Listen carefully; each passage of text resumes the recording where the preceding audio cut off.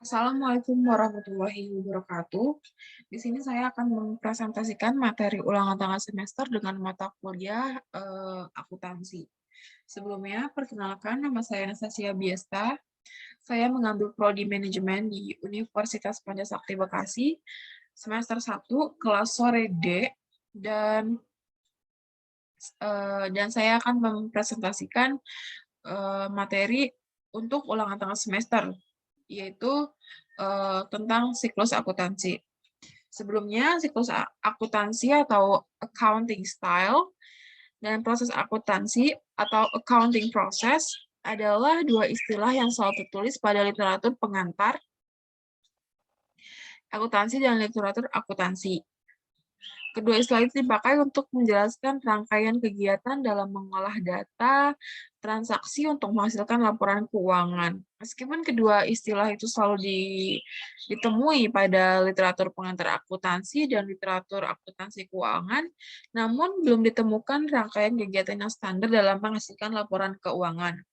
Tulisan ini mencoba untuk mengangkat bukti bahwa para penulis pada literatur pengantar akuntansi dan literatur akuntansi keuangan menguraikan serta merumuskan proses akuntansi atau siklus akuntansi dengan uraian dan rumusan yang berbeda. Pada akhir-akhir tulisan ini, penulis mencoba merumuskan siklus akuntansi yang semoga lebih baik. Jadi memang siklus akuntansi dan proses akuntansi ini kedua hal yang menjadi perkenalan ketika kita mempelajari akuntansi. Nah, pembahasan di siklus akuntansi atau accounting style dan proses akuntansi merupakan dua istilah yang hampir sama. Proses akuntansi merupakan rangkaian kegiatan mengolah data transaksi secara berkesinambungan dalam rangka menghasilkan laporan keuangan pada akhir periode. Sedangkan siklus akuntansi juga merupakan rangkaian aktivitas yang sama namun dilanjutkan dengan aktivitas tambahan agar accounting record siap untuk dipakai pada periode berikutnya. Aktivitas tambahan adalah pembuatan ayat jurnal pembalik dan memposting ayat jurnal pembalik itu ke akun terkait. Tulisan ini mengupas siklus akuntansi yang terdapat pada tulisan Warren, Riff, dan Duhigg dalam bukunya Accounting 27th edition. Satu buku ini diduga paling banyak dipakai dalam proses belajar mengajar pada perguruan tinggi untuk mata kuliah pengantar akuntansi. Nah, siklus akuntansi pada tulisan ini juga akan membahas tulisan Kieso, Wegandi, dan juga Werfeld dalam bukunya Intermediate Accounting 17th edition.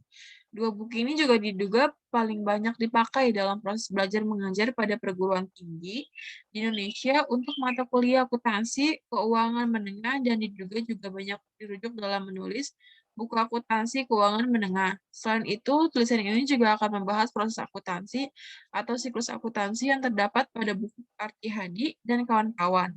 Nah, tiga buku ini diduga semakin banyak dipakai oleh dan dirujuk karena diterbitkan oleh Ikatan Akuntan Indonesia atau IAI. Nah, di proses akuntansi dan siklus akuntansi itu ada yang namanya transaksi. Ini kita udah mulai masuk ke dalam siklus akuntansi, yaitu transaksi. Transaksi usaha adalah kejadian yang dapat mempengaruhi posisi keuangan dari suatu badan usaha dan juga sebagai hal yang handal wajar untuk dicatat. Transaksi ini biasanya dibuktikan dengan adanya dokumen. Sebagai contoh transaksi yang dapat terjadi dalam suatu perusahaan adalah pembayaran rekening, telepon bulanan, atau pembelian barang dagangan secara kredit, pembelian tanah dan gedung, dan lain-lain sebagainya. Suatu transaksi tertentu dapat menimbulkan peristiwa atau keadaan yang mengakibatkan transaksi lainnya. Misalnya, pembelian barang dagangan secara kredit akan disusul dengan transaksi lainnya, yaitu pembayaran kepada kreditor. Nah, selanjutnya adalah pembuatan bukti asli. Sebagaimana disebutkan di atas, transaksi yang terjadi biasanya dibuktikan dengan adanya dokumen. Nah, suatu transaksi baru dikatakan sah atau benar bila didukung oleh bukti. Tapi harus pula disadari bahwa memang ada transaksi-transaksi yang tidak mempunyai bukti secara tertulis. Misalnya itu ya pencurian barang dagangan yang menyebabkan stok hilang atau berkurang. Nah, transaksi ini merupakan transaksi yang bersifat bisa dikatakan luar biasa ya, karena semua transaksi baik yang terjadi secara rutin atau tidak merupakan bahan untuk menyusun laporan keuangan dengan jalan mencatat dan mengolah transaksi itu lebih lanjut. Nah, bukti-bukti asli yang dapat mendukung setiap terjadinya transaksi antara lain itu ya bisa kwitansi, faktur, dan misalkan juga invoice, juga nota seperti itu. Nah, siklus akuntansi yang ketiga adalah pencatatan dalam buku harian atau jurnal. Transaksi dicatat pertama kali yang disebut buku harian atau jurnal adalah suatu catatan kronologis dari transaksi entitas. Sebagaimana ditunjukkan oleh nama kolom, jurnal memberikan informasi, yaitu tanggal, terus ada juga tanggal yang berfungsi sebagai memperlihatkan eh, kapan hal itu terjadi transaksinya, terus nama perkiraan, ada juga kolom debit menunjukkan jumlah yang didebit, pada kolom kredit menunjukkan jumlah yang dikredit. Nah, proses pencatatan mengikuti 5 langkah berikut nih. Jadi ketika kita menulis buku harian ini ada proses pencatatan yang harus kita lakukan. Ada 5 langkah, yaitu 1, mengidentifikasi transaksi dari dokumen sumbernya. Misalnya dari slip itu kita dapat deposito bank, maka penerimaan itu dan penjualan itu dan cek. Nah, terus juga ada menentukan setiap perkiraan yang dipengaruhi oleh transaksi tersebut dan mengklasifikasikan berdasarkan jenisnya. Apakah itu masuk ke dalam aktiva, apakah itu masuk ke dalam kewajiban, atau masuk ke dalam modal. Nah, terus juga menetapkan apakah setiap perkiraan tersebut mengalami penambahan atau pengurangan yang disebabkan oleh transaksi itu. Jadi kan pasti kan ada kebalanceannya, keseimbangannya. Nah, apakah itu mengalami penambahan atau pengurangan? Pasti kita akan mengetahui setiap transaksi yang akan terjadi. Selanjutnya adalah menetapkan apakah harus mendebet atau mengkredit perkiraan.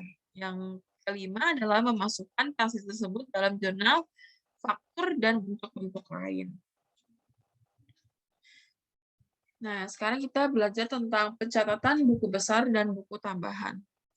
Buku besar atau ledger untuk memudahkan menyusun informasi yang akan diberikan kepada pihak-pihak yang memerlukannya, terutama pimpinan perusahaan. Maka perkiraan-perkiraan yang sudah dihimpun di dalam buku harian tersebut harus pula dipisah-pisahkan atau digolongkan menurut jenisnya. Menggolongkan perkiraan menurut jenis perkiraan tersebut dinamakan menyusun buku besar, itu merupakan penggolongan perkiraan menurut jenisnya. Nah, jumlah buku besar yang dimiliki perusahaan tergantung pada banyaknya jenis perkiraan yang ditemukan oleh transaksi-transaksi perusahaan tersebut, karena masing-masing jenis besarnya sendiri-sendiri. Judul kolom yang mengidentifikasi perkiraan buku besar menampilkan tanggal, kolom item, kolom debit, berisi jumlah yang didebet, terus juga kolom kredit, berisi jumlah yang dikredit. Terus pemindahan buku perkiraan memiliki buku berarti memindahkan jumlah dari jurnal ke dalam perkiraan yang sesuai dalam buku besar.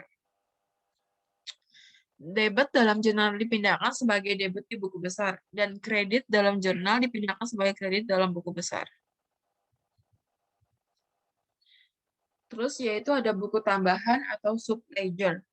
Beberapa perkiraan memerlukan penjelasan secara terperinci untuk mendukung pas-pas neraca dan perhitungan laba rugi. Pada perkiraan piutang diperlukan penjelasan kepada siapa kita berpiutang, itu ada nama langganannya, terus juga dan beberapa saldo masing-masing langganan. Pada perkiraan hutang diperlukan penjelasan kepada siapa kita berhutang, yaitu nama kreditor yang orang yang kita pinjam uangnya, dan berapa saldo masing-masing kreditor. Untuk mengetahui perubahan saldo dari tiap-tiap langganan atau kreditur, dibukalah perkiraan untuk tiap langganan kreditur. Kumpulan yang dari terpisah perkiraan ini disebut buku besar tambahan atau buku tambahan. Perkiraan masing-masing langganan yang membentuk buku besar tambahan disebut buku besar langganan atau buku besar piutang. Demikian juga perkiraan masing-masing kreditur yang membentuk buku besar tambahan disebut buku besar kreditur atau buku besar hutang. Akun yang selanjutnya adalah neraca lajur dan jurnal penyesuaian. Setelah seluruh transaksi selama periode dilakukan di buku besar dihitung, setiap saldo masing-masing perkiraan dapat perkiraan akan memiliki saldo debit, kredit, atau nol. Neraca saldo adalah suatu daftar dari saldo-saldo perkiraan ini. Dan karenanya menunjukkan apakah total debit sama dengan total kredit. Jadi suatu neraca saldo merupakan suatu alat untuk mengecek atau atas kecermatan pencatatan dan pembukuan. Nah, dalam neraca saldo terdapat hampir semua perkiraan pendapatan dan beban perusahaan. Dikatakan hampir semua karena masih ada pendapatan dan beban yang mempunyai pengaruh lebih baik dari satu periode akuntansi. Itulah sebabnya neraca ini disebut dengan neraca saldo yang belum disesuaikan. Nah, untuk itu kita perlukan jurnal penyesuaian, yaitu neraca yang telah kita sesuaikan.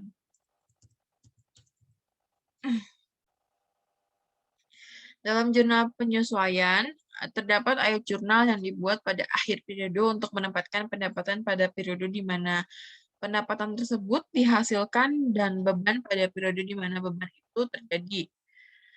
Jurnal penyesuaian akan membuat pengukuran laba periode tersebut lebih akurat dan memperbaharui perkiraan aktiva dan kewajiban sehingga memiliki nilai sisa yang tepat bagi laporan keuangan. Dengan kata lain, melalui jurnal penyesuaian dapat ditimbulkan perkiraan yang tidak kelihatan. Perkiraan-perkiraan yang memerlukan penyesuaian antara lain yaitu biaya-biaya yang masih harus dibayar, terus juga pendapatan yang masih harus diterima, biaya-biaya yang dibayar lebih dahulu, terus juga pendapatan yang diterima lebih dahulu, penyusutan bangunan, mesin-mesin, dan lain-lain. Pemakaian perlengkapan atau office supplies dan store supplies. Yang selanjutnya adalah kemungkinan piutang tidak dapat tertagih dan persediaan barang dagang.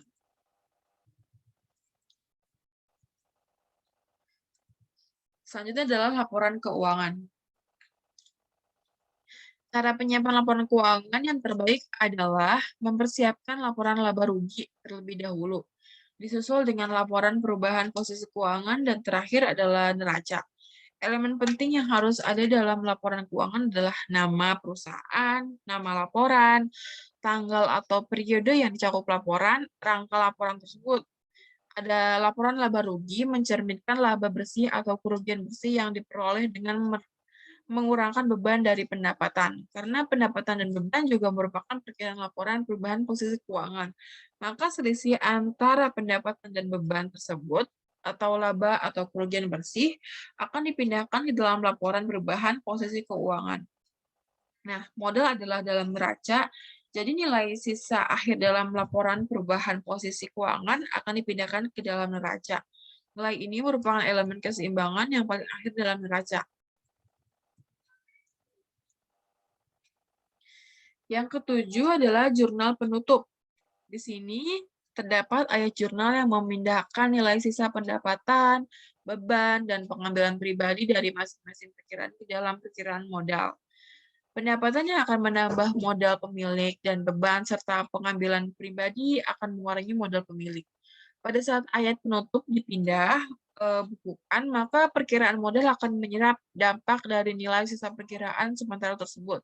Walau demikian, pendapatan dan beban akan dipindahkan terlebih dahulu ke dalam perkiraan yang bernama ikhtisar laba rugi, yang akan mengumpulkan jumlah total debit dari seluruh jumlah beban dan total kredit dari seluruh jumlah pendapatan pada periode tertentu. Perkiraan ikhtisar laba rugi merupakan suatu tempat penyimpanan sementara yang akan digunakan pada proses penutupan. Kemudian nilai sisa dari ikhtisar laba rugi tersebut akan dipindahkan ke dalam modal. Di sini ada langkah-langkah penutupan perkiraan suatu perusahaan sebagai berikut. Mendebit setiap perkiraan perdagangan sebesar nilai sisa kreditnya, mengkredit ikhtisar laba rugi sebesar jumlah total pendapatan, terus juga ayat jurnal ini membedakan jumlah total pendapatan ke dalam sisi kredit dan ikhtisar laba rugi, Yang kedua itu mengkredit setiap perkiraan beban sebagai nilai sisa debitnya, mendebit besar laba rugi sebesar jumlah total beban. Ayat jurnal ini memindahkan jumlah total beban ke dalam sisa debit dan dari ikhtisar laba rugi. Mendebit ikhtisar laba rugi sebesar nilai sisa kreditnya dan mengkredit perkiraan modal, mengkredit perkiraan pengambilan pribadi. Nah, yang terakhir adalah neraca saldo setelah penutupan. Siklus akuntansi akan berakhir dengan neraca saldo setelah penutupan. Neraca saldo setelah penutupan adalah pengujian terakhir mengenai ketetapan perjurnalan dan pemindahan bukuan ayat jurnal penyesuaian dan penutupan. Seperti halnya neraca saldo yang terdapat pada awal pembuatan neraca lajur, neraca saldo setelah penutupan adalah daftar seluruh perkiraan dengan nilai sisanya. Langkah ini dilakukan untuk meyakinkan bahwa buku besar berada pada posisi yang seimbang untuk memulai periode akuntansi berikutnya. Neraca saldo setelah penutupan diberi tanggal berakhir periode akuntansi di mana laporan tersebut dibuat.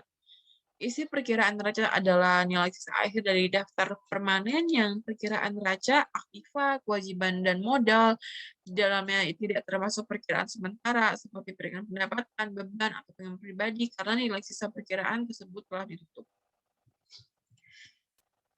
Jadi kesimpulannya adalah siklus akuntansi itu suatu proses pembuatan laporan keuangan yang seperti kita pelajari barusan, perusahaan untuk suatu periode tertentu. Nah, jadi dari bukti-bukti asli tersebut kemudian diadakan dalam buku harian itu kita lakukan, kita catat dalam jurnal, selanjutnya kita pindahkan ke buku besar. Nah, ketika pemindahan buku harian ke buku besar itu kita melakukan klasifikasi apakah sifat masing-masing transaksi dalam perkiraan-perkiraan di samping buku besar terdapat pula tambahan yaitu subledger yang memperhatikan tiap gabungan dalam buku besar. Buku tambahan di antara lain buku piutang, buku hutang, buku persediaan, dan lain-lain. Pada akhir tahun suatu masa, misalkan itu akhir suatu periode, kertas kerja ini sekaligus dipakai untuk menyusun perhitungan laba rugi dan neraca setelah diadakan pembetulan-pembetulan seperlunya dan pemindahan pos tertentu. Jadi laporan keuangan berupa neraca, laporan laba rugi, dan laporan perubahan posisi keuangan. Jadi seperti itu akun-akun dalam siklus akuntansi. Hanya itu saja yang bisa saya sampaikan. Kurang lebihnya mohon maaf. Saya tutup. Wassalamualaikum warahmatullahi wabarakatuh.